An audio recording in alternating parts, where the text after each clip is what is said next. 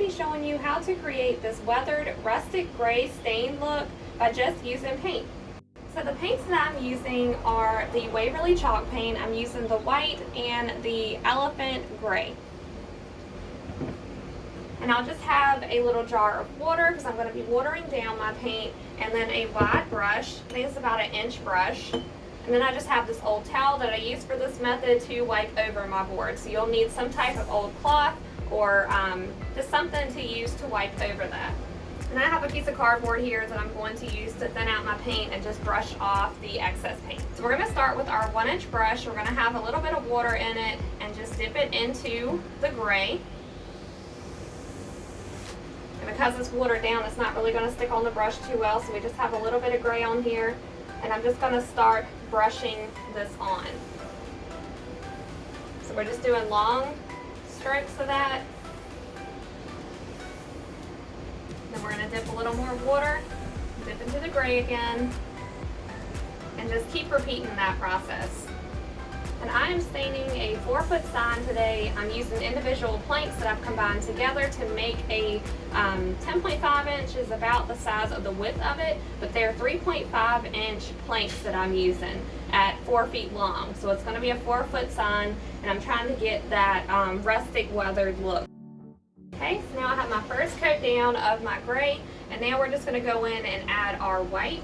So it's the same type of process. You dip a little bit into your water and dip into your paint, and this is going to be a little bit more bold, so we're just going to try to gently brush over it.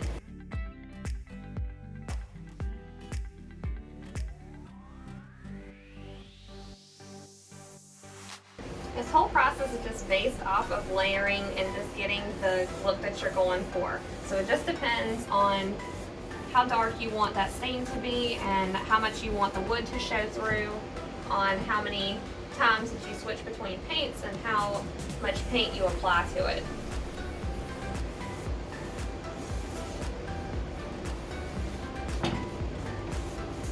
So now I'm just going to take my cloth and just rub over it. If you've ever stained before, it's basically like when you're staining, you want to go with the green so that you keep nice even strokes on it and it doesn't look really messy. Now that we have that first base down, I'm going to dry off my brush and go into my gray with a dry brush. And this is where I'm going to use my cardboard, and just so the paint isn't really thick on my brush.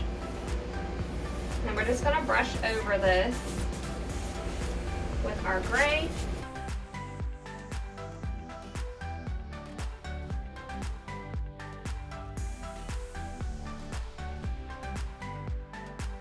Now we're going to dip into our white and do the same type of process.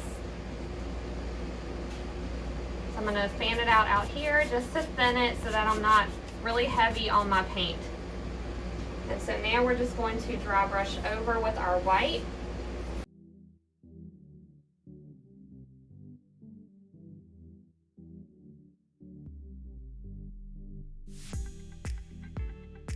The more you brush over that type of look, the more it's going to blend it. So if you don't want to blend in that white, then just do it one time and let it dry in between you brushing your white on.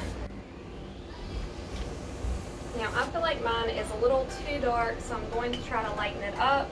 I'm just going to brush water over top of it, and then I'm going to take my cloth and just wipe over it. And you press down hard and it kind of lifts up that paint and smears it into the wood.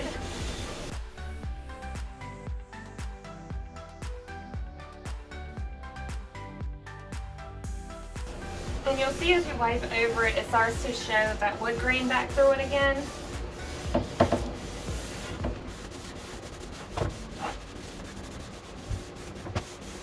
Now that we have more of the color that we're going for, I'm going to go back and dry brush on some white. So I've dried out my brush, and I'm just going to dip a little bit in my white over here and brush it out. And then just gently go across this sign. So I'm going to go along the edges where normally it would get weathered at. So you'll see that dry brush look that it gives it, like that weathered, rustic look.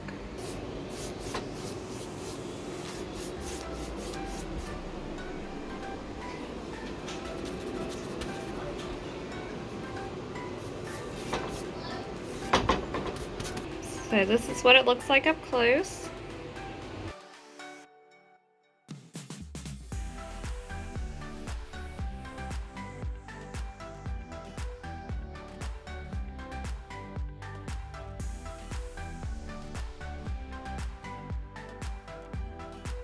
So this next part that I'm about to do is optional. I'm using a 180 grit piece of sandpaper, and I'm just going to buff the edges and kind of just go over a little bit of the insides of the board just to bring that natural wood back out a little more in some places. Like I said, this is optional, so you don't have to do this part unless you want to add a little more of a rustic look to it.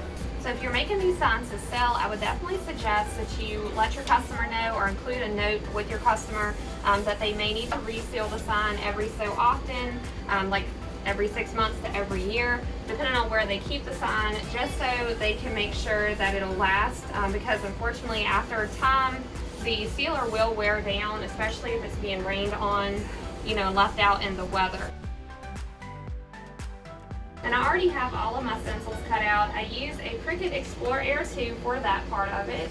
Right now I'm just trying to make sure I maintain spacing and just get this idea of how I want this to lay on my sign.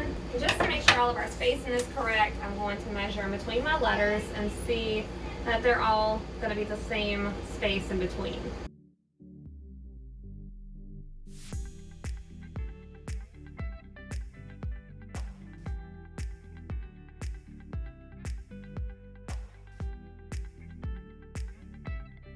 It's a lot of extra work to reuse this transfer tape, but it saves some money, so I'm all for that.